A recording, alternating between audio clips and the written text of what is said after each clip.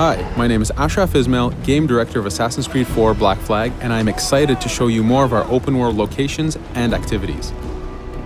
This is by far the biggest and most diverse game world we've ever built. Over 50 major locations and more than 75 uncharted islands. In this demo, we will be jumping around to different parts of the Caribbean world and showing off some of this diversity. Here we are on Andreas Island, a coconut island with a pirate village. Up ahead, we have a tavern. Taverns are places where you can hire crew, pay for secret information about valuable convoys, you can play mini games, and of course, you can have a drink. To gain access to all of this, you need to prove yourself with your fists.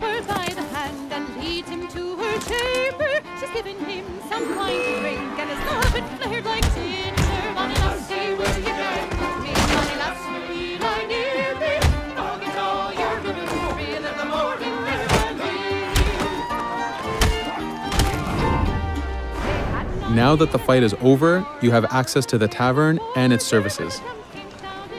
This being a tavern, there's always plenty of rum to be drank, but drinking too much will have some fun surprises for you.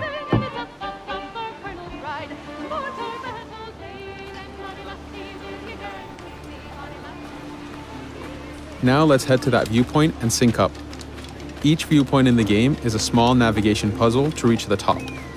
Synchronizing unfogs the map, showing you nearby collectibles and activities, and it also becomes a fast travel point so that you can quickly get back here. The world is massive. We need it to make it comfortable and easy for you to get to where you want.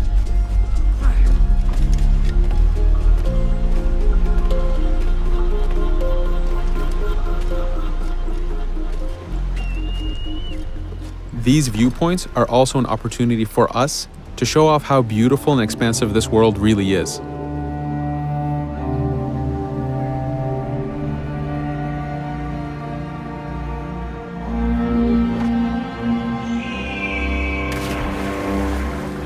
Now we're heading to another important location, underwater shipwrecks. We are now able to access these locations because we recently purchased a diving bell. These are real 18th century devices that pirates and sailors used to access the underwater. Underwater is how the golden age of piracy started. Through an incredible hurricane, tons and tons of Spanish gold was lost at the bottom of the seabed. This attracted poor, jobless sailors and pirates to dive down and grab this treasure. It was important for us to include the underwater as a new environment because it was so important to the history of piracy. The underwater is full of unknown dangers and predators.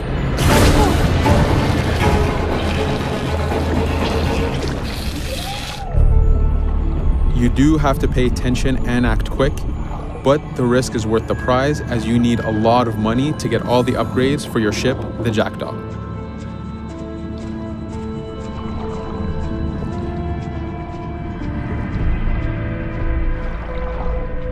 Stealth is very important, even in the underwater. Here, we can use the seaweed and plant life to keep yourself hidden from sharks and other dangers.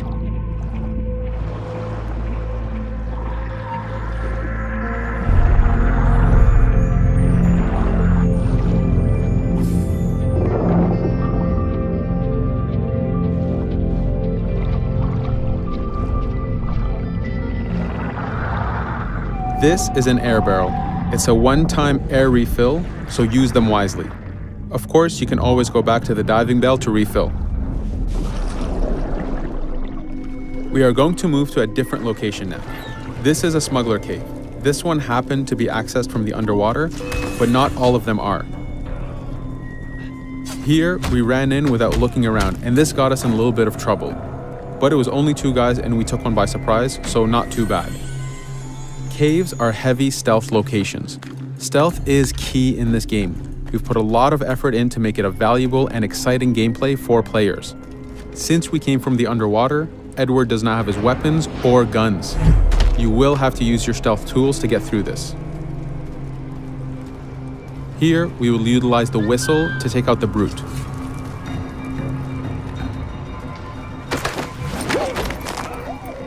Anytime an enemy is taken out, they will drop their weapon for you to use.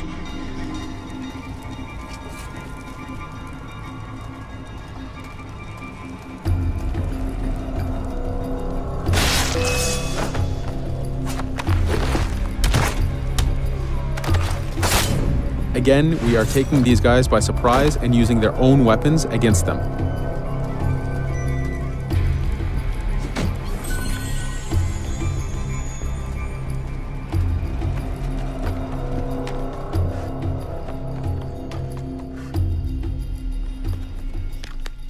Using just your fists keeps things quiet. This allows you to take advantage over the second guard.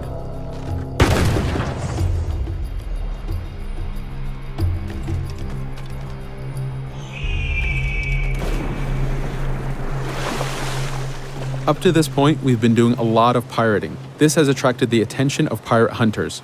This is fed back to you with the clashing swords above the health bar. This is a first level hunter after us. You can push the wanted system to reach level 4, where you have a fleet of intense aggressive hunters after you. The horn you heard indicates that this is a charger type ship. This ship is all about getting close and ramming. Each ship type has a unique sound associated to it, the scariest being the war drums of a man of war. Your first mate, Otowale, is always giving you helpful advice and feedback. The chain shot is a stun weapon. Hitting ships slows them down. Great for stopping a charger's attack.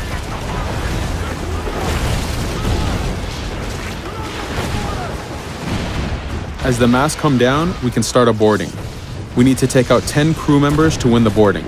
Of course, we can do it any way we want. In this case, since this is a smaller ship, the swivel gun is very efficient.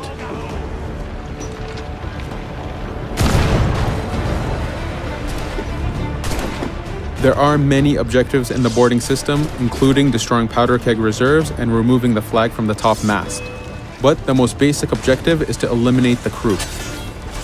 Here, you can see Edward utilizing his dual cutlasses and guns, combining them in counters and combo attacks. You do have a max of 4 shots before reloading, so make them count.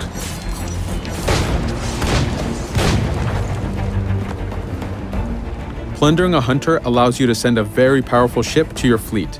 They are also a good way to gain ammo for the Jackdaw. In this case, we will use this opportunity to lower our wanted level.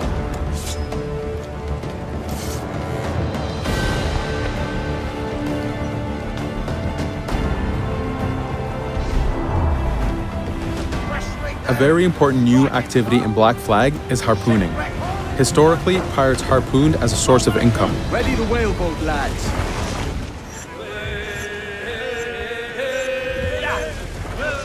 Harpooning is a part of upgrading Edward and his gear. There are many different types of creatures to harpoon, and they are all needed to get every single upgrade.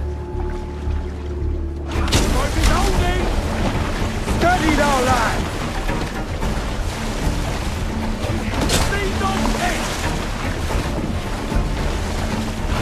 Success! Turn into sea ray!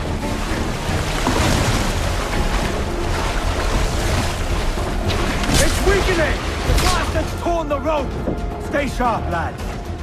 This is one of the smaller harpooning targets. Just imagine taking on a great white shark or a blue whale.